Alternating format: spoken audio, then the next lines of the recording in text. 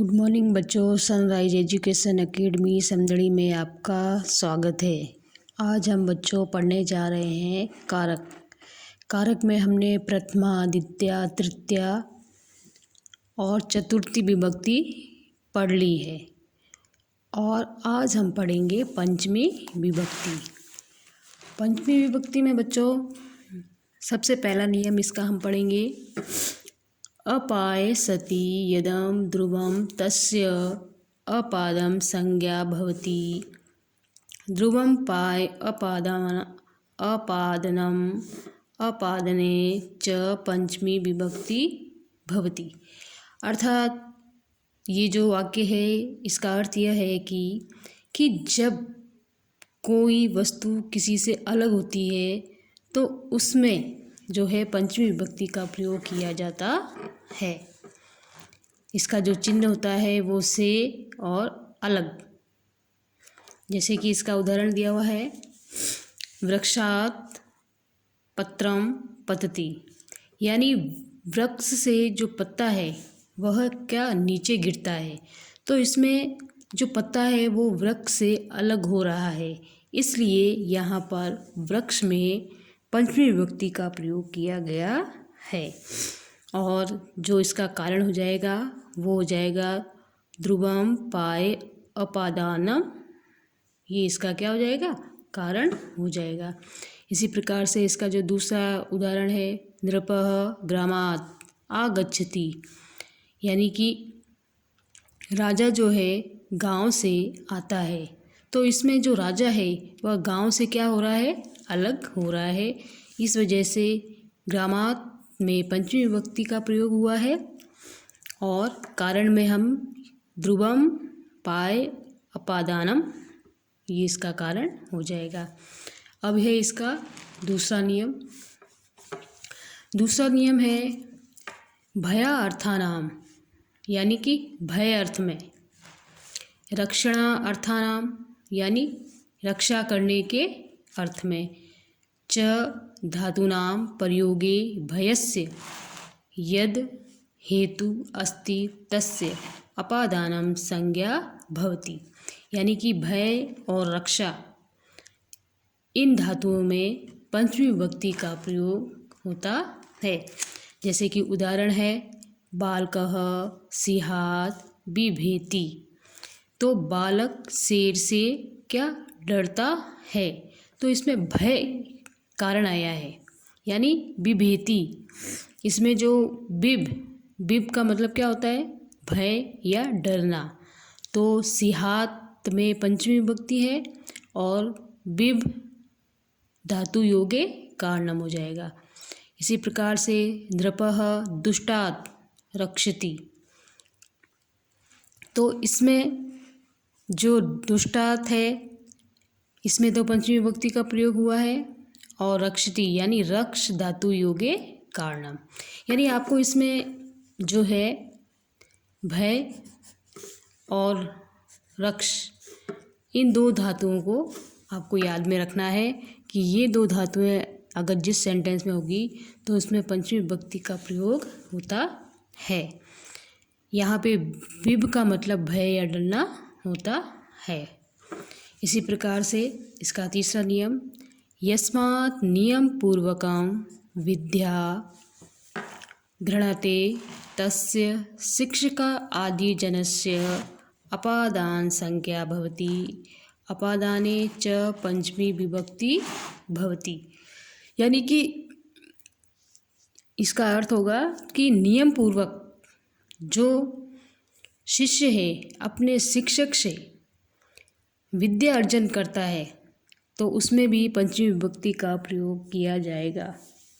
उदाहरण है इसका, शिष्यः उपाध्यायात् अधीते, यानी कि शिष्य जो है उपाध्याय यानी अध्यापक से क्या ग्रहण कर रहा है, शिक्षा ग्रहण कर रहा है, उसके पास रहकर उससे जो है शिक्षा ग्रहण कर रहा है नियम पूर्वक। तो उपाध्याय में पंचमी विभक्ति का प्रयोग हुआ है। इसी प्रकार से इसका दूसरा उदाहरण है, छात्रः शिक्षकात् पठति। छात्र जो है शिक्षक से पढ़ते हैं, तो इसमें भी शिक्षिकात में पंचमी विभक्ति का प्रयोग हुआ है। और कारण में आपको लिखना पड़ेगा आख्यातो उपयोगे कारणम अस्ति। इसी प्रकार से इसका चौथा नियम जुजुप्सा, यानी कि ये जो है क्रोध से इसका अर्थ होता है।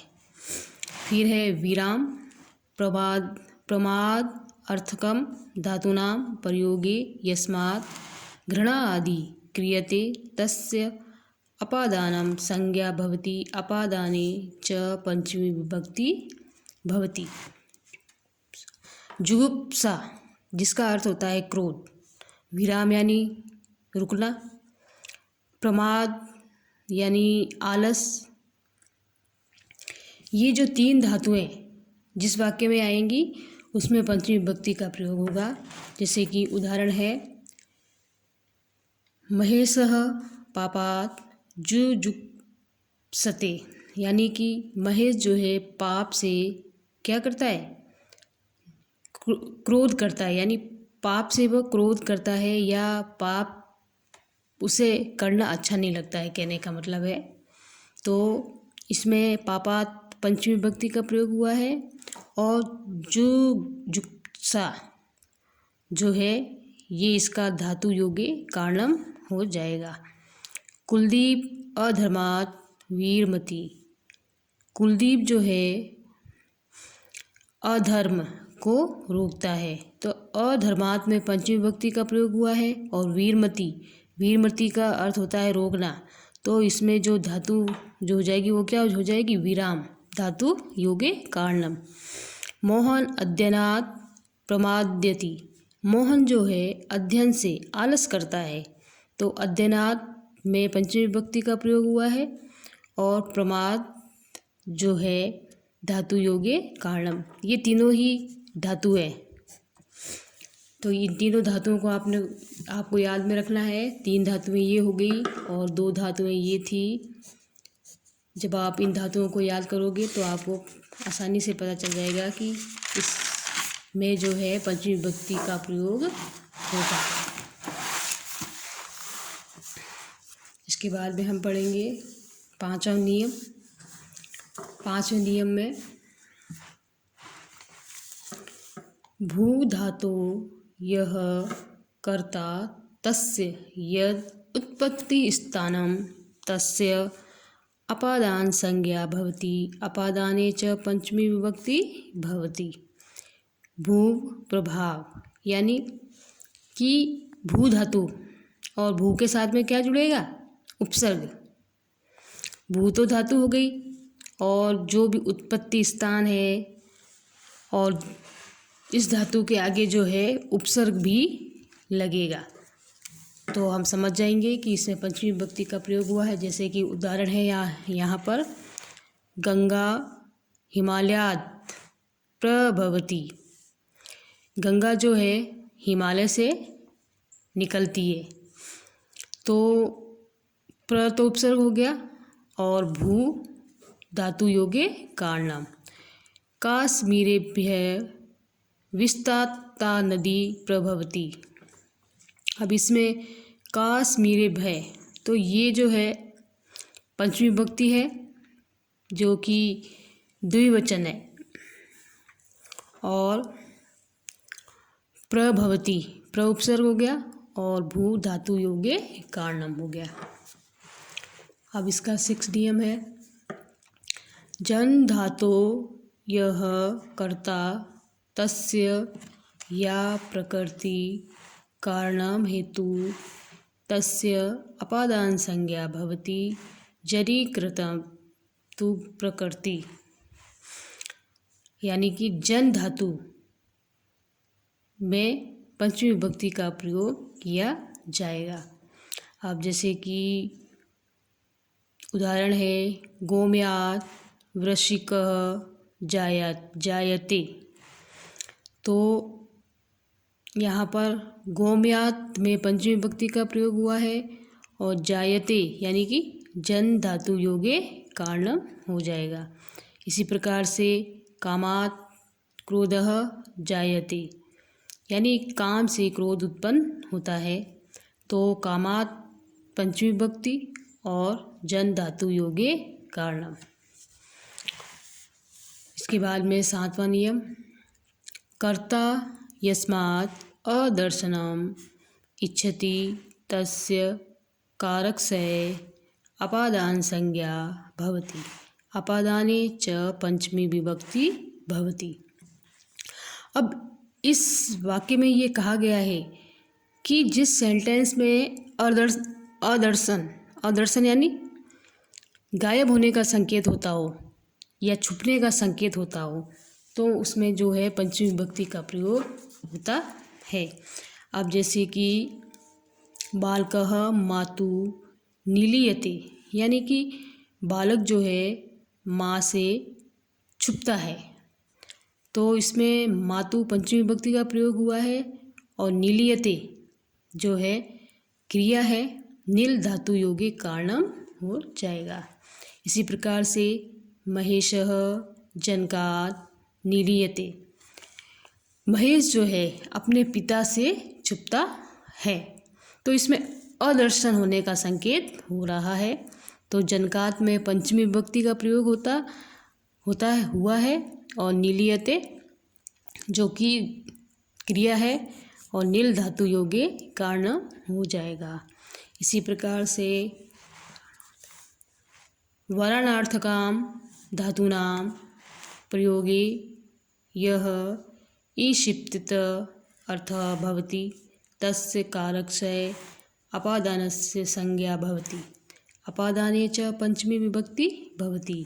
वर्ण करना यानी कि वर्ण करने के अर्थ में जो धातु है उसमें भी पंचमी विभक्ति का प्रयोग किया जाएगा।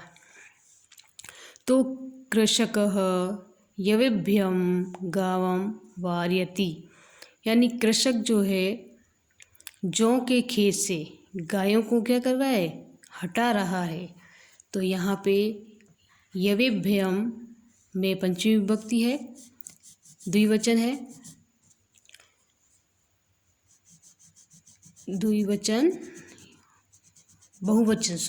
बहुवचन है इसमें। और वारयति, तो वारयति तो क्या हो गई, क्रिया हो गई, और वार धातु योगे कारणम हो गया। यवेभ्याम यानी कि जो होता है ना, उसे बोला जाता है, यानी कि जो किसान है वह जौ के खेत से गाय को हटाता है। अब इसी तरीके से 9वां नियम, यदा द्वयो पदार्थयोः कस्यचितः एकस्य पदार्थस्य विशेषता प्रदर्शयति तदा विशेषणशब्दैः सह इष्यसुन् अथवा तरप्रत्ययस्य योगे क्रियते यस्मात् च विशेषता प्रदर्शयति तस्मिन् पंचमी विभक्ति प्रयोगे भवति। अर्थात जब दो पदार्थों में से किसी एक पदार्थ की विशेषता प्रकट होती है तब उसमें विशेषण शब्द के साथ जो है तर प्रत्यय का प्रयोग किया जाता है, तो उसमें जो है पंचमी विभक्ति का प्रयोग होता है। अब जैसे कि उदाहरण है, रामः श्यामात् पटुत्तर अस्ति। अब इसमें राम और श्याम देखा जाए तो एक तरीके से ये दोनों ही क्या है, कर्ता है, लेकिन इसमें राम के साथ पंचमी विभक्ति का प्रयोग नहीं हुआ है। किसमें हुआ है, श्याम के साथ पंचमी विभक्ति का प्रयोग हुआ है, क्योंकि राम श्यामात् पठुतर अस्ति, राम जो है श्याम से भी पठुतर अर्थात होशियार है। तो इसमें श्यामात् में पंचमी विभक्ति का प्रयोग हुआ है और कारण इसका हो जाएगा तरप प्रत्यय। ये जो पठुतर आया है इसमें तरप प्रत्यय का प्रयोग हुआ है, तो तरप प्रत्यय योगे कारणम हो जाएगा। इसी प्रकार से माता भूमे गुरुतरा अस्ति, भूमे में पंचमी विभक्ति का प्रयोग हुआ है और गुरुतरा इसमें भी तरप प्रत्यय का प्रयोग हुआ है और ये जो है स्त्रीलिंग है। क्या है ये? स्त्रीलिंग है, गुरुतरा स्त्रीलिंग। अब है इसका 10वां नियम, अधोलिखित शब्दानाम योगे पंचमी विभक्ति भवति, यानी कि नीचे लिखे हुए ये जो शब्द हैं इन शब्दों के साथ भी पंचमी विभक्ति का प्रयोग होता है। कहने का मतलब है कि ये जो शब्द जिस सेंटेंस में आएंगे उसमें पंचमी विभक्ति का प्रयोग होगा। अब जैसे कि ऋते, ऋते का मतलब क्या होता है? बिना। अब इसका जो उदाहरण है, ज्ञानात् ऋते मुक्ति न भवति, यानी ज्ञान के बिना मुक्ति नहीं होती है।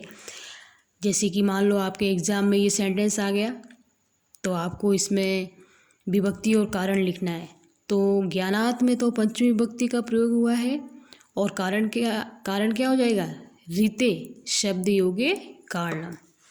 इसी तरीके से प्रभृति से लेकर, हिंदी अर्थ है इसका, सह बाल्यकालात् प्रभृति अद्यावधि अत्रैव पठति, यानी कि वह बाल्यकाल से लेकर और आज तक जो है वो यहीं पढ़ता है। तो बाल्यकालात् पंचमी विभक्ति का प्रयोग हुआ है और प्रभृति शब्द योगे कारणम। इसी प्रकार से बहि यानी बाहर, छात्रा विद्यालयात् बहि गच्छति, मतलब विद्यार्थी जो हैं विद्यालय से बाहर जाते हैं। गच्छन्ति बहुवचन है, तो विद्यालयात् जो है पंचमी विभक्ति का प्रयोग हुआ है और बहि शब्द योगे कारणम हो जाएगा। इसी प्रकार से पूर्वम का मतलब होता है पहले, विद्यालयात् गमनात् पूर्वम गृह कार्यम कुरु, यानी विद्यालय जाने से पूर्व गृह कार्य करो। तो विद्यालयात् गमनात् में तो पंचमी विभक्ति का प्रयोग हुआ है और पूर्वम शब्द योगे कारणम। प्राक् इसका भी अर्थ होता है पूर्व, ग्रामात् प्राक् आश्रम अस्ति, गांव के पूर्व आश्रम है। तो ग्रामात् पंचमी विभक्ति और प्राक् जो है शब्द योगे कारणम। इसी प्रकार से अन्य, अन्य का अर्थ होता है दूसरा, रामात् अन्य अयम कह अस्ति, तो इसमें रामात् पंचमी विभक्ति का प्रयोग हुआ है और अन्य जो है शब्द योगे कारणम।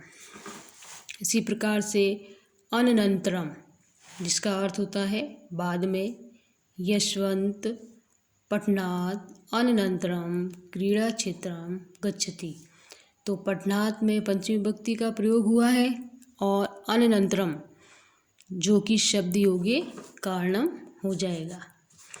फिर पृथक जिसका हिंदी अर्थ होता है अलग, नगरात् पृथक आश्रम अस्ति, तो नगरात् पंचमी विभक्ति और पृथक शब्द योगे कारणम। परम, परम का अर्थ होता है बाद, रामात् परम श्यामः अस्ति, यानी कि रामात् पंचमी विभक्ति परम शब्द योगे कारणम। तो बच्चों आपको जो है इन शब्दों को याद में रखना है कि ये जो शब्द हैं पंचमी विभक्ति में ही प्रयोग में लिए जाते हैं। और इसके बाद में आपको ये हमारी जो पंचमी विभक्ति थी वो कंप्लीट हो गई है। ये भी इम्पोर्टेंट है बच्चों, मोस्ट इम्पोर्टेंट है ये सारे शब्द जो आपको याद करने हैं एग्ज़ाम की दृष्टि से। अब है आपका गृह कार्य। तो अधोलिखित रेखांकित पदेषु विभक्ति तत्कारणम च लिखत। तो इस तरीके से आपके एग्ज़ाम में ऐसे प्रश्न आएगा, नगरात् पृथक आश्रम अस्ति, नगरात् के नीचे अंडरलाइन है। तो आप अभी तक आपने पंचमी विभक्ति पढ़ी है तो आपको पता चल गया होगा कि नगरात जो है पंचमी विभक्ति का प्रयोग हुआ है।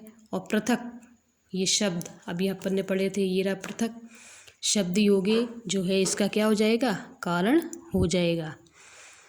इसी प्रकार से मृगात सिंह पलायते, इसमें भी मृगात में पंचमी विभक्ति का प्रयोग हुआ है और पलायते यानी भाग जाता है, ये क्या हो जाएगा, ये धातु है जो ये इसका कारण हो जाएगा। महेश पापात जुजुप्सते, इसमें पापात पंचमी विभक्ति और जो कारण है वो जुजुप्सा, ये इसका क्या हो जाएगा, कारण हो जाएगा। तो ये गृह कार्य में आपको लिखना है, विभक्ति और कारण लिखने हैं। इसके बाद हम जो पढ़ेंगे षष्ठी विभक्ति।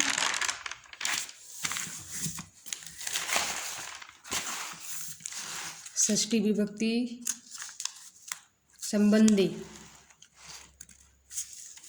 पहला नियम इसका पढ़ेंगे हम। संबंधे षष्ठी विभक्ति भवति, यानी संबंध में षष्ठी विभक्ति का प्रयोग होता है षष्ठी से। यथा रमेशः संस्कृतस्य पुस्तकं पढ़ति, यानी रमेश का जो संबंध है वो किससे है, संस्कृत से है, यानी रमेश संस्कृत की पुस्तक पढ़ता है। तो संस्कृतस्य में षष्ठी विभक्ति का प्रयोग हुआ है और कारण में आप लिखेंगे षष्ठी से कारणम, क्योंकि इसमें संबंध बताया गया है पहले नियम में। इसके बाद में दूसरा, यदा बहुषु कस्यचित् एकस्य जाति गुण क्रियाभि विशेषता प्रदर्श्यते तदा विशेषण शब्दैः सह इष्टन् अथवा तम प्रत्ययस्य प्रयोगे क्रियते, यस्मात् च विशेषता प्रदर्श्यते तस्मिन् षष्ठी विभक्ति अथवा सप्तमी विभक्ति प्रयोग भवति। जैसा कि इसमें बताया गया है कि बहुत जनों में किसी एक जाति या गुण क्रिया या विशेषता प्रकट होती है, तब विशेषण शब्दों के साथ में जो है तम प्रत्यय का प्रयोग किया जाता है। जैसे कि उदाहरण है, और सप्तमी विभक्ति भी उसमें आ सकती है। कविनाम कविषु वा कालिदास श्रेष्ठः अस्ति, यानी कि कविनाम और कविषु, कविनाम में षष्ठी विभक्ति है और कविषु सप्तमी विभक्ति है, ये बहुवचन है और ये षष्ठी विभक्ति बहुवचन है। तो इन दोनों में से कोई सी भी विभक्ति आ सकती है। यदि कविनाम आएगी तो षष्ठी विभक्ति लिखना और कविषु आएगी तो सप्तमी विभक्ति लिखना। तो कवियों में भी कालिदास जो हैं वो श्रेष्ठ हैं, यानी कवि तो खूब हुए पर उन कवियों में भी कौन श्रेष्ठ है, कालिदास श्रेष्ठ हैं। तो इस प्रकार से जो है हमारा ये जो वाक्य है वो पूर्ण हुआ। इसी तरीके से देखो, अब छात्राणाम छात्रेषु वा सुरेशः पठितम् अस्ति। अब छात्राणाम में षष्ठी विभक्ति है और छात्रेषु में सप्तमी विभक्ति है और पठितम् यानी कि इसमें कौन सा प्रत्यय आया है, तम प्रत्यय का प्रयोग हुआ है। ये इसका क्या हो जाएगा, तम प्रत्यय कारण हो जाएगा। अब इसका जो है तीसरा नियम, तीसरे नियम में अधोलिखित शब्दानाम योगे षष्ठी विभक्ति भवति, यानी जो भी ये शब्द लिखे गए हैं इनमें षष्ठी विभक्ति का प्रयोग होगा। पहला जो शब्द है वह है अधः, जिसका अर्थ क्या होता है, नीचे। वृक्ष से अधः बालकः सेते, यानी वृक्ष के नीचे जो है बालक सोते हैं। तो वृक्ष से षष्ठी विभक्ति और अध यानी कि इसमें जो है ये कारण होगा अध शब्द योगे कारणम। फिर है ऊपरी यानी ऊपर, भवनस्य उपरि खगा सन्ति, भवन के ऊपर पक्षी हैं। तो भवनस्य षष्ठी विभक्ति और ऊपरी शब्द योगे कारणम। पुरः सामने, विद्यालयस्य पुरः मंदिरम अस्ति, यानी कि विद्यालय के सामने क्या है, मंदिर है। तो विद्यालयस्य षष्ठी विभक्ति और पुरः शब्द योगे कारणम। समक्षम यानी सामने, अध्यापकस्य समक्षम शिष्य अस्ति, अध्यापक के सामने शिक्षक है। तो अध्यापकस्य षष्ठी विभक्ति का प्रयोग हुआ है और समक्षम शब्द योगे कारणम। इसी प्रकार से समीपम, समीपम का मतलब पास में भी होता है और समीप भी होता है। नगरस्य समीपम ग्रामः अस्ति, यानी कि नगर के पास गांव है।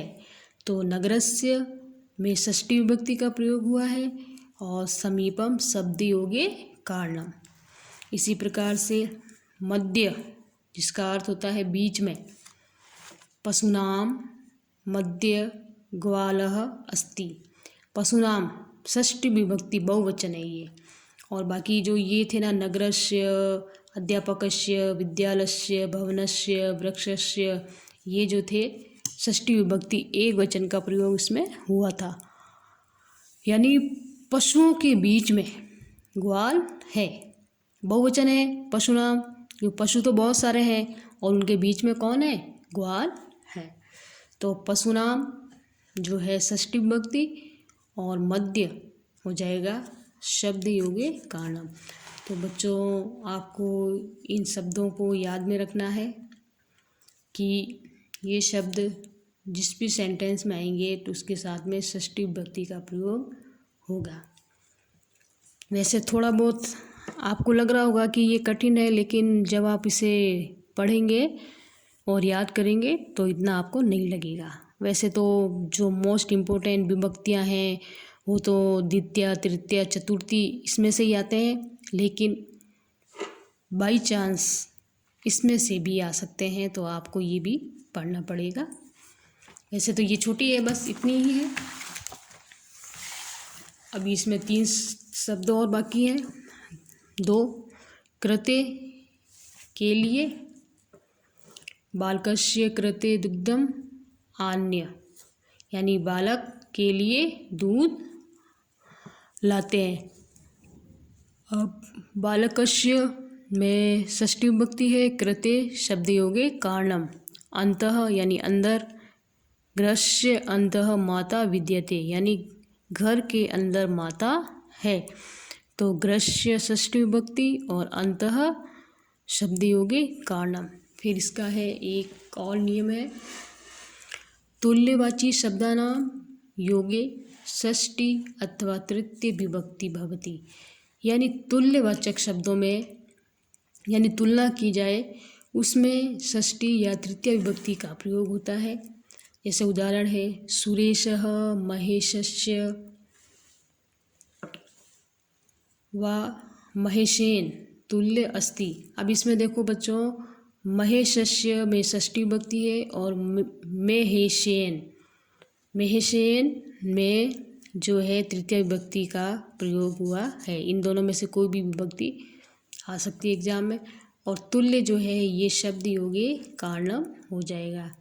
इसी प्रकार से सीता गीताय गीत्या तुल्य विद्यते, तो इसमें गीताय में षष्ठी विभक्ति है और गीत्या में तृतीय विभक्ति, गीत्या में तृतीय विभक्ति का प्रयोग हुआ है और तुल्य शब्द योगे कारणम हो जाएगा। अब है बच्चों इसमें सप्तमी विभक्ति, क्रियाय सिद्धौ या आधार भवति तस्य अधिकरण संज्ञा भवति। आधारो अधिकरणम अधिकरणे च सप्तमी विभक्ति भवति। आधार, जब क्रिया की सिद्धि में कुछ आधार हो तो उसके अधिकरण में सप्तमी विभक्ति का प्रयोग होगा। नृपः सिंहासनेन तिष्ठति, तो राजा सिंहासन पर बैठा है, तो सिंहासनेन क्या है, आधार है, तो सिंहासनेन में सप्तमी विभक्ति का प्रयोग हुआ है और कारण में आपको लिखना पड़ेगा आधारो अधिकरणम कारणम। इसी प्रकार से बाकी वाले भी उदाहरण इसी तरीके से हैं। ग्रामे सप्तमी विभक्ति है और तैलम तिलेषु इसमें सप्तमी विभक्ति है। इसी प्रकार से अस्मिन् स्नेह क्रियते तस्मिन् सप्तमी विभक्ति भवति, जिसमें स्नेह प्रदर्शित किया जाता है उसमें भी सप्तमी विभक्ति होती है। पिता पुत्रे स्नेहयति, यानी पिता जो है पुत्र से स्नेह करता है, तो पुत्रे षष्ठी विभक्ति और स्नेहयति स्नेह धातु योगे कारणम हो जाएगा। फिर है संलग्नार्थकम शब्दानाम और चतुरार्थकम शब्दानाम च योगे सप्तमी विभक्ति, यानी संलग्न और चतुर में भी सप्तमी विभक्ति का प्रयोग होगा। स्वीकार्येण और संस्कृते ये सप्तमी विभक्ति है और संलग्न और चतुर शब्द योगे कारणम ये शब्द है। अब आपकी जो है ये विभक्ति सप्तमी विभक्ति भी पूर्ण हो रही है। तो यदा एक क्रियानन्तरम् अपरा क्रिया भवति तदा पूर्वक्रियायां तस्यास्य कर्तृ सप्तमी विभक्ति भवति, यानी कि इसमें दो क्रिया होती है, तो जो दूसरी वाली क्रिया होती है उसमें सप्तमी विभक्ति का प्रयोग होता है। रामे वनम गते दशरथ प्राणा अत्याजत, यानी कि राम वन में गए, दशरथ ने क्या कर दिए, अपने प्राण त्याग दिए, तो इसमें गते इसमें सप्तमी विभक्ति का प्रयोग हुआ है। सूर्य अस्तम गते सर्वे बालका गृहम अगच्छन्, इसमें भी गते जो है विभक्ति का सप्तमी विभक्ति का प्रयोग हुआ है बच्चों। फिर ये जो आपका गृह कार्य है आपको करना है, इसमें आपको विभक्ति और कारण लिखना है। मैंने आपको समझा दिया है।